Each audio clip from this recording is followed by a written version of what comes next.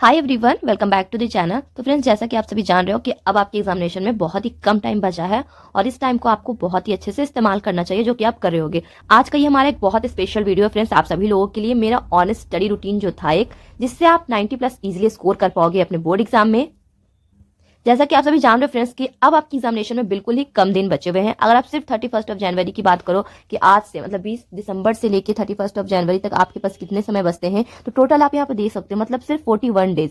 कहने को सिर्फ 41 डेज बचे हैं दोस्तों। अगर इस बच्चे दिन को भी आप अच्छे से इस्तेमाल नहीं कर पाते हो तो ये 41 डेज कब आपका 1 डे में बदल जाएगा पता भी नहीं चलेगा कि सिर्फ एक दिन बाद आपका एग्जामिनेशन है। मतलब 41 से 1 डे का सफर बहुत छोटा है। समझ गए फ्रेंड्स, बहुत ही छोटा सफर है, ये 1 डे में कभी भी बदल सकता है। इसलिए दोस्तों, जिनके भी अभी तक भी बिल्कुल अच्छी तैयारी नहीं हुई है, कहने को कह सकते हैं फ्रेंड्स कि अभी भी आपके पास टाइम है कि आप मैनेज कर सकते हो। ठीक है, आप अपना अच्छा स्कोर कर सकते हो। और जिन्होंने शुरू से अच्छी पढ़ाई की है फ्रेंड्स, तो उनका तो 99 बनता है। ठीक है, बट आप अच्छा स्कोर कर सकते हो एग्जामिनेशन में, इसके लिए 41 डेज इनफ होते हैं। ठीक है, फरवरी में फ्रेंड्स आपका 15 फरवरी से एग्जाम स्टार्ट होने वाले हैं, और जिसको मैं काउंट नहीं कर रही हूँ फरवरी को, बिकॉज वो टाइम आपका फरवरी जो है वो आपका रिवीजन के लिए जाना चाहिए। अगर आपने जो कुछ भी पढ़ा और उसको रिवाइज नहीं किया, एक सच्चाई है दोस्तों, आप सभी वो जान लो कि अगर आपने रिवीजन नहीं किया तो फिर आप वो सारा कुछ भूल जाने वाले। सबसे पहले हम बात करते हैं फ्रेंड्स की, देखो यहाँ पे 20 दिसंबर से बात करते हैं, जो कि मैंने आपको बता दिया कि टोटल आपके पास 41 डेज का टाइम बचा है, बहुत ज्यादा नहीं है। दिसंबर और जनवरी की हम बात करें, दिसंबर तो आपका वोर हो चुका है और बहुत सारे बच्चों का यहाँ पे प्री बोर्ड चल रहा है, और कुछ ऐसे हैं जिनके प्री बोर्ड अभी जनवरी में स्टार्ट होंगे, और साथ ही साथ उनके प्रैक्टिकल्स भी जनवरी में रहेंगे। मतलब बहुत कुछ होने के साथ साथ आपको इन 41 डेज में अपने सिलेबस को कंप्लीट करना होगा। मतलब कि टाइम आपके पास है। ठीक है, कहने को 41 डेज आप कह सकते हो कि हाँ काफी टाइम है। यहाँ पे एक बहुत ही मैं आपको इंपॉर्टेंट चीज बताना चाहती हूँ, ये आपको कोई नहीं बताएगा। ठीक है ना, पूरे यूट्यूब पे ये चीज आपको कोई नहीं बताएगा, ये मैं आपको गारंटी के साथ बता सकती हूँ। ठीक है, अब आपको ये मानना है या नहीं मानना है, ये आप पे डिपेंड करता है। मानना है तो अच्छी है, नहीं मानना तो भी अच्छा बात है। ठीक है, इसमें कोई दिक्कत नहीं है।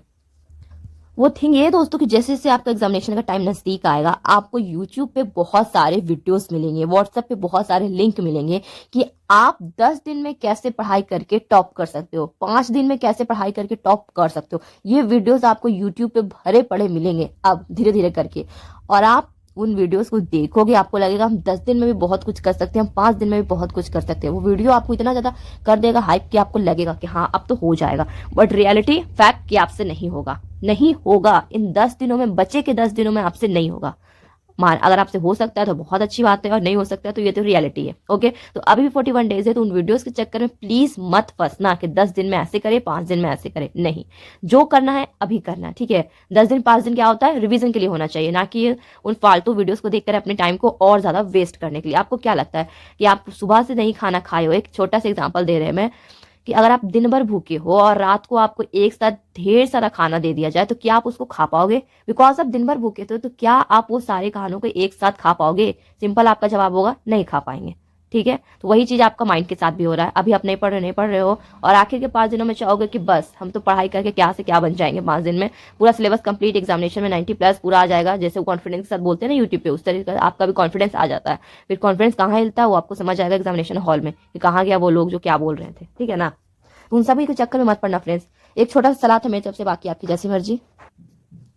अब हम बात करते हैं दोस्तों दिसंबर, जनवरी एंड फरवरी की। तो यहाँ पे आपके विंटर डे चल रहा है, जो कि बहुत ही एक छोटा दिन होता है। मतलब सुबह से कब शाम हो जाएगी आपको पता भी नहीं चलेगा। यहाँ पे आप देखो फ्रेंड्स, क्या डे इन योर लाइफ, आपके लाइफ में एक दिन कैसे बीतता है। सबसे पहले आप स्कूल जाते हो तो वहाँ पे आपका 6 to 8 आवर्स लगता है, ट्रैवलिंग ले लो, एवरीथिंग मिला के आप 8 आवर्स बोल सकते हो। फिर कोचिंग अगर आप पढ़ रहे हो, जो बच्चे कोचिंग पढ़ रहे हैं, जो ऑनलाइन पढ़ रहे हैं, उनको भी मान के चलते 2 to 3 आवर्स उसमें चला जाता है। ठीक है, फिर स्लीप टाइम आपका 6 to 7 आवर्स तब नेसेसरी है, इसमें आप कोई कम ज्यादा नहीं कर सकते। ओके, टोटल टाइम आपके स्टडी के लिए कितने बचते हैं, तो टोटल आपके पास स्टडी के लिए 6 आवर्स का टाइम बचता है। ठीक है, और उस स्टडी में क्या करना है फ्रेंड्स, आपको अपना सेल्फ स्टडी भी करना है, स्कूल वर्क भी करना होता है, ट्यूशन वर्क भी करना होता है। ये सारा चीज आपको 6 आवर में करना होता है।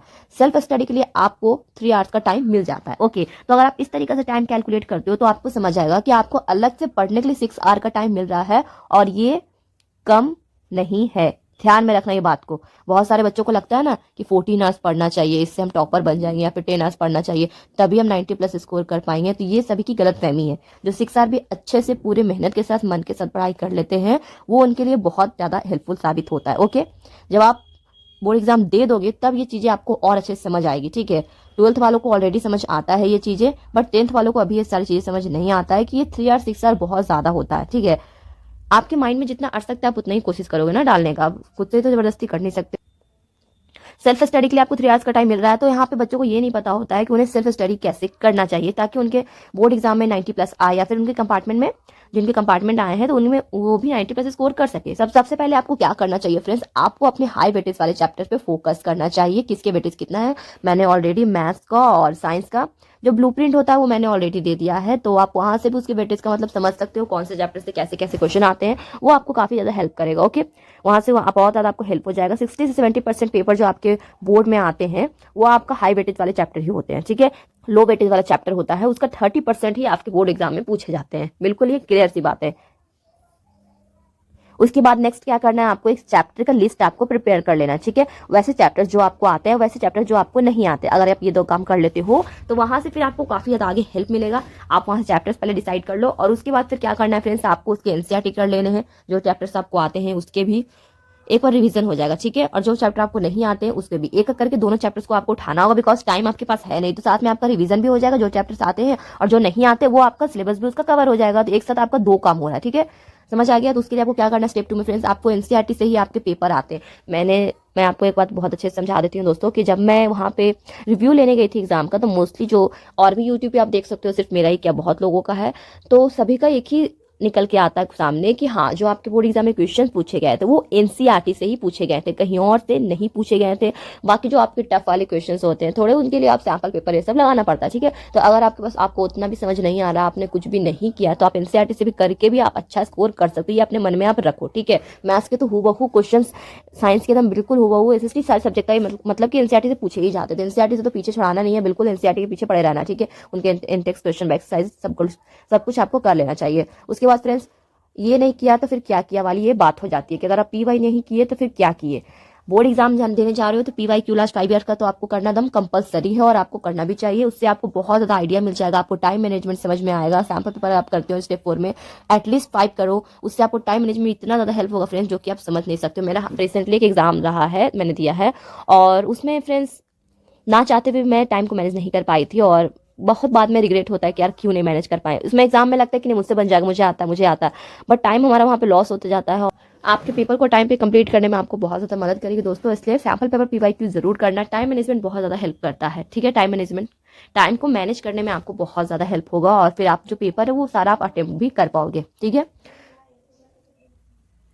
जो मेरा ऑनेस्ट स्टडी रूटीन था दोस्तों, वो मैंने आपको बताया कि मैंने ज़्यादा फोकस हाई वेटेज वाले चैप्टर्स पे किया था, बिकॉज वो सारे चैप्टर से क्वेश्चन आते भी हैं और फिर इजी भी लगते हैं बनाने में, और हमारा टाइम भी बहुत ज़्यादा सेव होता है। और मेरा कुछ इस तरीके से मैंने रूटीन बनाया था कि मैथ्स मैंने सारे दिन ही रखा था कि मंडे से लेकर मतलब सैटरडे तक मुझे मैथ्स ही करना है, बिकॉज मैथ्स में मुझे बहुत ज़्यादा इंटरेस्ट भी था, और जब मैं उससे पढ़ना स्टार्ट करती थी तो मुझे बहुत ज़्यादा अच्छा भी लगता था। ओके, तो मैथ्स से बहुत ज़्यादा अच्छा लगता था। और उसके बाद फ्रेंड्स एक सब्जेक्ट में हर दिन लेती थी, मतलब मैथ्स लिया तो उसके साथ मैंने साइंस ले लिया, मैथ्स लिया तो उसके साथ मैंने एसएसटी ले लिया। एक दिन में मैं 2 सब्जेक्ट करती थी, उससे ज़्यादा मैं नहीं करती थी, और जितना भी करती थी पूरे मन के साथ, पूरा अपना बोलते हो ना एक तरीके से शिद्दत के साथ मैंने उस सब्जेक्ट की तैयारी किया, ठीक है। जो चैप्टर्स अगर मैंने उठा लिया कि हाँ मुझे चैप्टर 1 आज कंप्लीट करना है, तो वो फिर मैं करके ही उठती थी। ऐसा नहीं कि नेक्स्ट डे पे मैं डाल देती थी, ऐसा बिल्कुल नहीं होता है। अगर मैंने सोच लिया ये टॉपिक मेरा कवर हो जाना चाहिए, मेरा पीवाईक्यू इस ईयर का सॉल्व हो जाना चाहिए, तो यही आपका बहुत ज्यादा फर्क डालता है। आप सोच तो लेते हो दोस्तों कि हाँ हम पढ़ाई कर लेंगे, रूटीन भी आप बना लेते हो, बट आप उस चीज को, उस चैलेंज को आप पूरा नहीं कर पाते हो, और ना पूरा करने का लास्ट में यही होता है कि आपके पास सब कुछ बचा रह जाता है।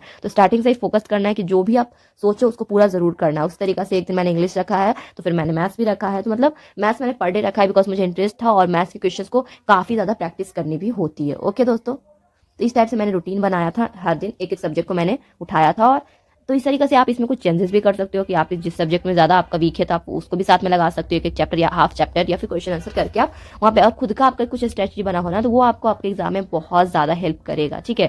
आपको पता है आप कहाँ पे वीक हो, ठीक है, किसी और को नहीं पता। जो आपको एक बना के देगा, कोई तीसरा आदमी जो आपको बना के दे रहा है कि आप मेरा टाइम टेबल फॉलो करो, वो अपने अकॉर्डिंग बना के दे रहा है। आप किस में वीक हो, आप किस में स्ट्रांग हो, वो उससे नहीं पता। बट फिर भी आज के हम क्या ही बताएं, आजकल के तो सारे बच्चों को बस बना बनाया ही चाहिए, जो कि गलत बात है। आप पहले की भी देख सकते हो, जो आपकी दीदी भैया होंगे, पूछना उनको कोई बना के नहीं दिया, ठीक है, वो खुद से ही बनाया हुआ उनका रहता है, और वो आप ही को ज्यादा हेल्प करेगा। तो आई होप दोस्तों कि आपको आज का वीडियो अच्छा लगा हो। थोड़ा बहुत भी अगर इस वीडियो से आपको हेल्प हुआ है तो प्लीज इस वीडियो को एक लाइक और शेयर कर देना। चैनल पे अगर नए हो तो चैनल को सब्सक्राइब जरूर कर लेना। मिलते हैं आपसे नेक्स्ट वीडियो में, तब तक के लिए थैंक यू वेरी मच, और आप सभी को ऑल द बेस्ट।